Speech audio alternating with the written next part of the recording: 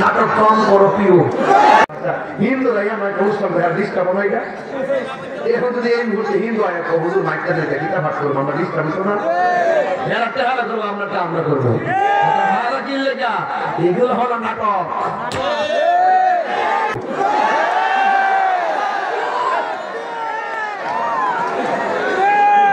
আপনারা কষ্ট হয়েছে নতুন করে বোঝা লাগবে সবার সাথে আমার মিলাই না আমি আমার এক গাছের বক্তা আমি ওয়াজও জানি ওয়াজও জানি এই জন্য বলছি নাটক কম করো কেউ আপনারা মুরব্বীরা বুঝছিল ফোলামাটি ঠিকই বুঝছে আমার ফোলামাটি কই নারে তাকবীর নারে রিসালাত আহলুস সুন্নাত ওয়াল জামাত কোরআন সুন্নাহর আলো আর কোরআন সুন্নাহর আলো আল্লাহ কবুল করুন তাহলে মাজারে গিয়ে আগে আমরা সাজদা করি আগে ঈমানটা তাজা করি এরপরে ওয়াজ করি ইনশাআল্লাহ আজ এই 12টা পড়ার বাইরে দিছি যদি জুস উঠে যায় গড়ি কাটাটা চাইতে হবে সিরাইনের নবীর বাদ দিলে বাদ যাইব মারহাবা জোরে কোন আপনারা আসেন ইনশাআল্লাহ কারা কারা নাই হাত তুললেন এরা থাই কি করে হারা নাই বাজার আপনাদের গুণটাকে স্বাভাবিক করতেছেন এই ওয়াজ করা যাবে না তাই বলেন ইজ্জতের মালিক কে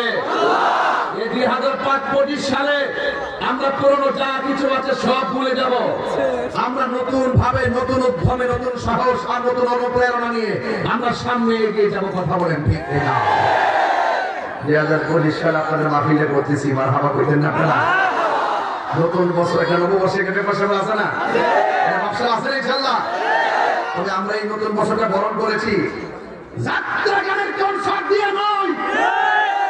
2025 নতুন পুনরুত্থাপন করতেছে বেহায়াপনা অনুষ্ঠান দিয়ে নয় 2025 নতুন মানুষ হাজার হাজার মানুষ নিয়ে নবীর প্রেম সাগরের উত্তাল ঢেউ তুলে বরণ করেছে কথা বলেন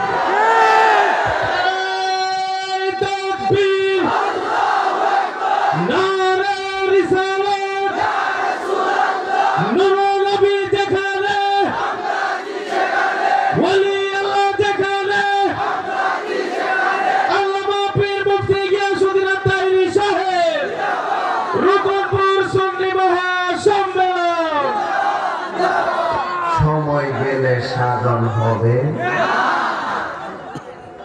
ফেরাউন বলছে আমার হুকুমুল আলা নমরুদের একই কথা ফেরাউনের একই কথা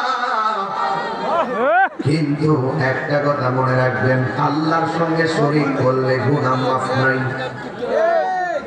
আমার নবী বলেন হে উম্মত আমি তোমাদেরকে তিনটা বড় গুনার কথা বলবো কয়টা আরো জোরে কয়টা মানে আমার সাথে আওয়াজ করতে হয় হ্যাঁ আমি অনেক উপরে তো মাইকের ফোন সাউন্ড আপনারা পান না আমার নবী আপনার নবী বলেন আমি তোমাদেরকে তিনটা বড় গুনাহ সম্পর্কে কি অবহিত করব না সাহাবারা বলে ইয়া রাসূলুল্লাহ অবশ্যই আপনি আমাদেরকে বড় বড় তিনটা কবিরা গুনাহ সম্পর্কে অবহিত করুন সবাই আমার সাথে জিমায়া জিমায়া বলুন বন্ধুরা রে আমার কোন করে বন্ধুরা সাহাবায়ে কেরাম বলে ইয়া রাসূলুল্লাহ অবশ্যই আপনি আমাদেরকে তিনটা বড় বড় গুনাহ সম্পর্কে অবহিত করুন আমার নবী বলেছেন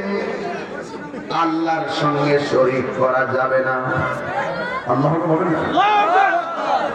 আল্লাহর সঙ্গে শরীক করা যাবে না আর মা বাবার সঙ্গে অবাধ্যচারণ করা যাবে না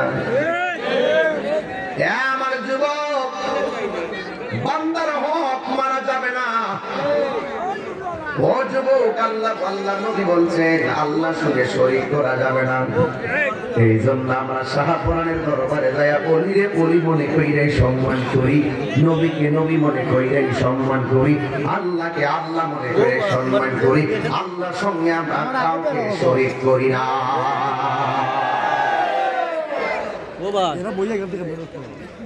আইলে যারা গায়ে পড়ে আপনারা মাজার পূজারি ঘরগুলোতে এরা বন্ধ,